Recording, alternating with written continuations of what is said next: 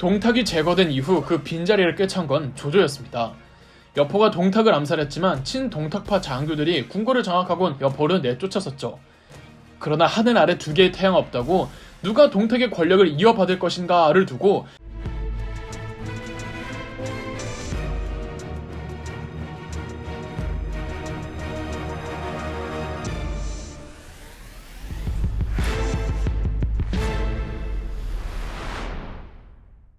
친동탁파 장교들 사이에 내분이 일어납니다.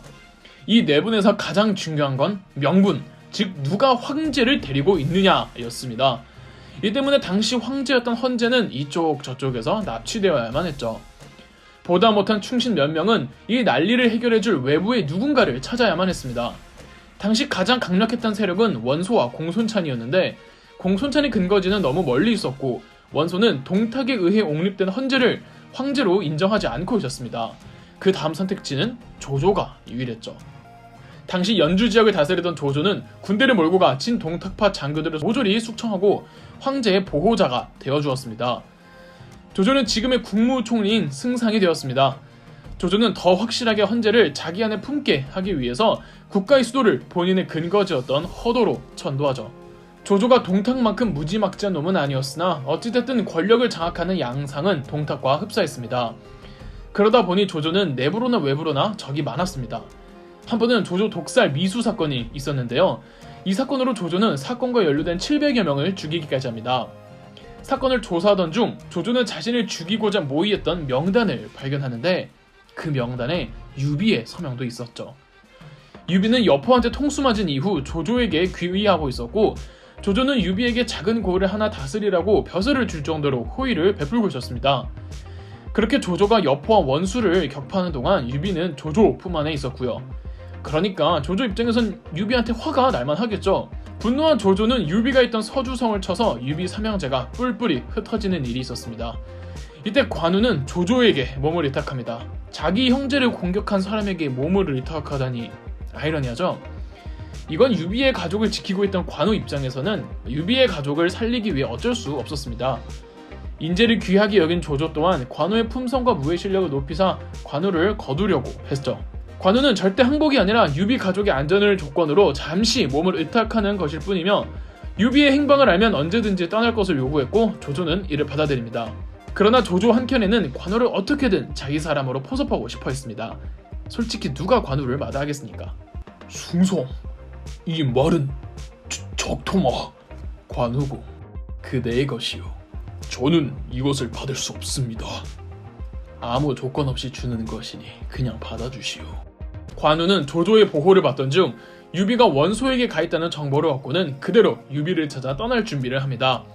관우가 출발하기 전 조조는 다시 한번 관우를 찾아와 마음을 바꿀 생각이 없냐며 회유했지만 관우는 유비를 결코 배신할 수 없다며 떠난다고 했습니다. 관우가 막 조조 품에 있을 때 하필이면 원소와 조조가 붙을 때였습니다. 원소의 대규모 공세로 조조가 밀리고 있을 때 관우가 먼저 자신을 거두어진 은혜를 갚겠다며 원소의 선봉장을 죽이고 오겠다고 제안하죠. 삼국지 소설에 익숙해 있으신 분이라면 장수 대 장수의 1대1 일기토 싸움 연출신에 익숙해져 있겠지만 진짜 전쟁에서 대가리 몇 명이 나와서 1대1 싸움을 벌이는 건 흔히 있는 일은 아닙니다. 그래서 삼국지에서 우리가 알고 있는 1대1 싸움은 99% 허구라고 보시면 되는데 다만 실제 역사서에서도 소설과 똑같이 기록하고 있는 몇 가지가 있습니다. 그중 하나가 관우의 일기토입니다.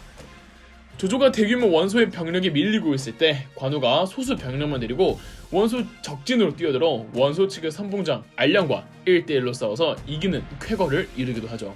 관우가 알량을 죽인 이후 유비가 원소 측 진영에 있다는 정보를 입수하게 됩니다. 관우, 꼭 가야겠소. 죄송합니다, 숭송. 약속한 대로 저는 형님을 찾으러 가야 합니다. 안 될 줄 알면서 해피엔딩을 꿈꿨네. 하지만 역시 비극이네. 행복으로 반짝거리던 순간들만 남기고 힘들고 슬픈 순간들은 다 잊으세요. 그리고 나도 잊으세요. 관우, 당신만은 이렇게라도 해피엔딩이길. 관우는 유비 가족들을 데리고 조조 곁을 떠나 유비가 있는 곳으로 떠났습니다. 문제는 조조의 근거지였던 허도에서부터 원소가 있는 기주까지 각 길목을 지키고 있던 조조의 장수들은 관우가 지나가도 된다는 지시를 받지 못했던 거죠.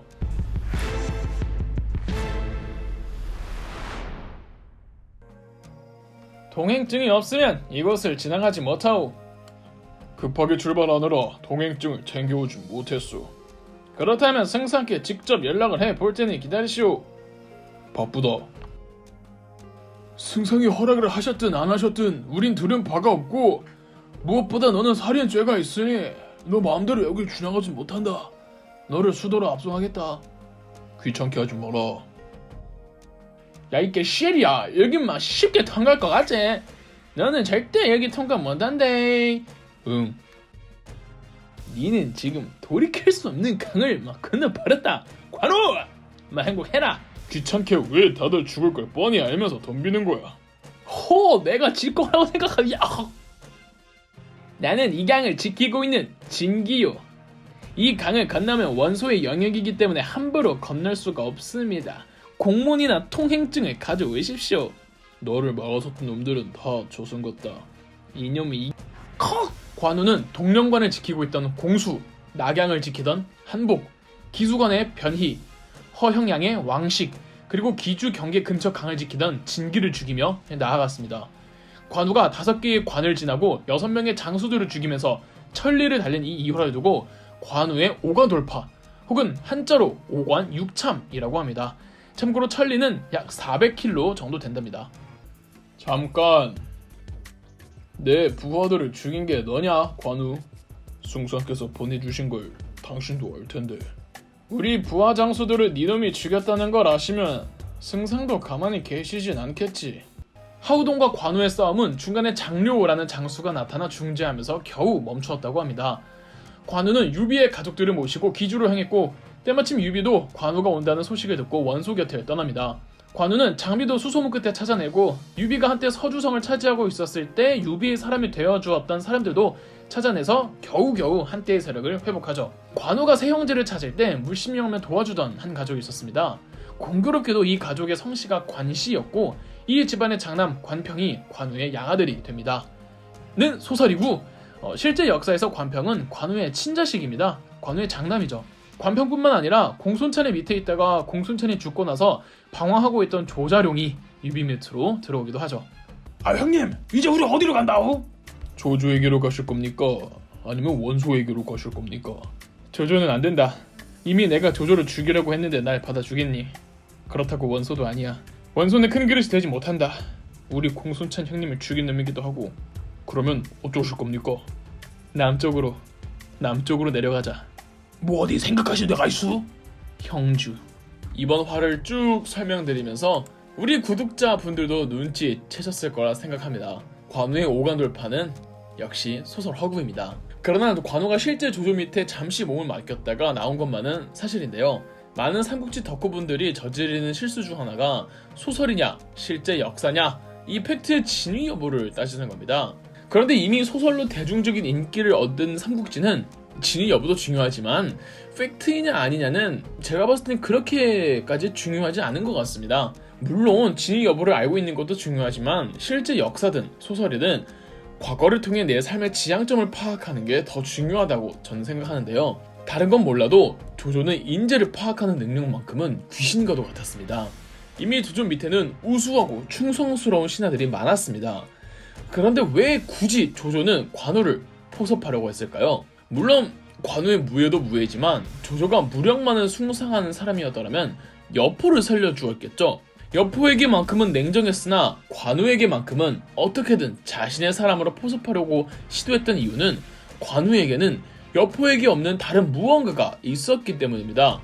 바로 리더십이죠. 조조가 봤을 때 관우는 독자적인 세력을 형성해도 남을 만큼 뛰어난 재능을 가지고 있었습니다. 일단 항상 관우는 약자의 편에 섰었고 정의로움을 위해서라면 무릎을 가리지 않았죠. 그런 관우가 별 볼 일 없는 유비를 형으로 모시고 있었습니다. 어떤 면으로 보나 당시 조조는 유비보다 더 잘 나가는데 관우는 유비를 한번 모시기로 했으므로 조조를 모실 수 없다는 거였습니다. 여기서 관우와 여포의 그릇 차이가 나오죠. 여포는 어떻게든 본인이 주인공이 되어야만 했습니다. 반면 관우는 본인이 주인공은 되지 못하더라도 자신의 신념만 부합한다면 그 신념을 위해 자신을 죽일 줄 아는 사람이었습니다. 그런데 웃긴 건 관종에게 바랬던 여포는 일찌감치 죽고 자신이 정의롭다고 믿는 신념을 고집했던 관우는 지금까지도 살아있다는 겁니다. 자, 여러분의 가치관은 어떤가요? 자, 그건 그거고 아직 중국 북방에는 두 개의 거대한 세력이 충돌해야만 했습니다. 앞서 중국 북방에는 두 개의 전선이 있었다고 말씀드렸죠. 조조 유비 원술 여포의 전선과 원소 공손찬의 전선이 있었는데 각 전선마다의 승자 세력 둘이서 최종 결승전을 붙어야만 했었습니다. 먼저 조조 유비 원술 여포의 전선에서 승자는 조조, 그리고 원소 공손찬 전선에서 승자는 원소였습니다. 중국 북방의 제패권을 두고 마지막 최종 승자를 결정하는 이 전쟁, 삼국지 세계관 3대 대전 중 하나, 이 대전의 이름은 바로